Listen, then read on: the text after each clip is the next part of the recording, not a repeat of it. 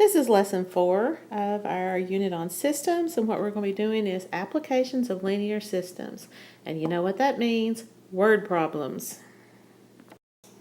Alright, our objective of this lesson is to choose the best method to solve a system of equations. Alright, here's a concept summary, and in this concept summary I have listed all the different methods to solve a system of equations, and next to that I've listed when it's hints of the best time to use that method. So write this down, be familiar with it. You should pause the video now to get down this information. Alright, here's some basic information on how we basically use systems of equations. We use them to solve mixture problems, rate problems, break-even points in business. And that break-even point is where your income equals your expenses. And there is a graph over here that shows you the break-even point for a business. The values on the red line are dollars spent on expenses, and the Y values on the blue line are your income. So Y is used for both your income and your expenses. Alright, so here's our first problem. It's a find and break-even point. You have someone who wrote a puzzle book, and their initial cost for the puzzle book was $864, and it cost 80 cents per book for packaging and binding.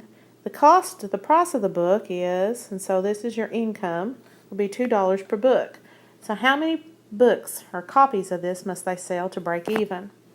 If you'll notice this first equation here, first of all, we have our expenses is in dollars and our income is in dollars. So we're going to let that be our Y. Our X is our number of books sold, and our Y is our money in dollars. If you'll notice how we relate this one, first equation here, it's set up in slope-intercept form.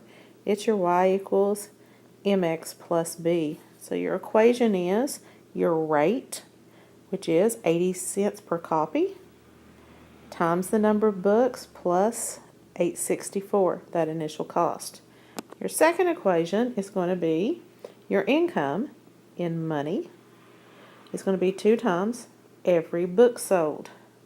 So what I'm going to do is I'm going to set these two equations. Since they're both in the form y equals, I can set my two values equal to each other since they both equal y. So my second equation here, 2x is equal to 0.8x plus 864. Then I have to subtract that 0.8, so I subtract that 0.8, and that gives me 1.2x equals 864. So then I need to divide by 1.2 to find out how many books I have to sell.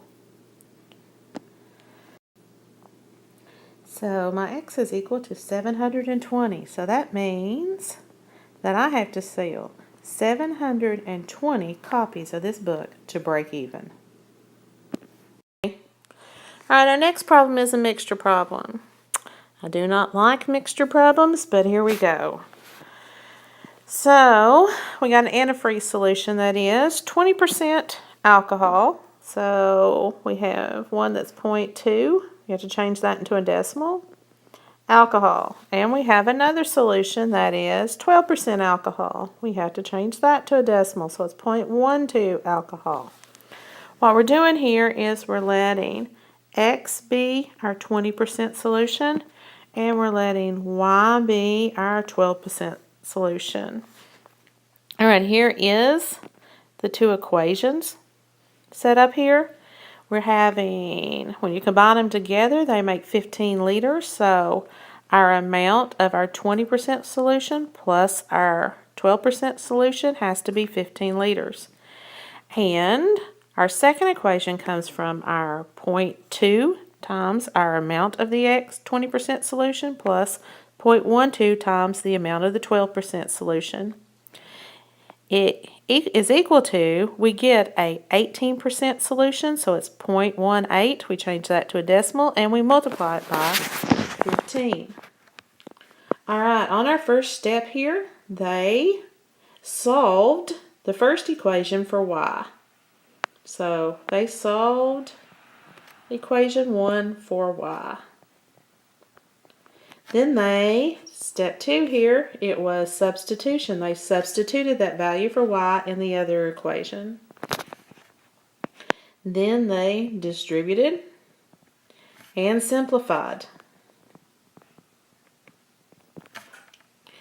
Alright, then they undid their multiplication right here with division, and it told us that they needed 11.25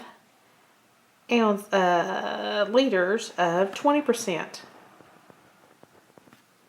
Alright, and if they need 11.25 of the 20%, then they need 15 minus 11.25. They need 0.75. They need 3.75 of the 12%. And that's a mixture problem. Alright, here's a mixture problem for you to try. It's a lesson check and it has to do with jewelry.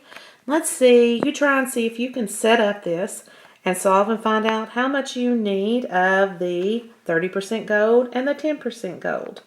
And we'll see what you come up with tomorrow. Alright, here's our last lesson check in this video. It's looking to understand that you know what each type of method is to solve a system of equations, and it's actually asking you to choose the best method to solve this system and explain, justify your reasoning. See you tomorrow.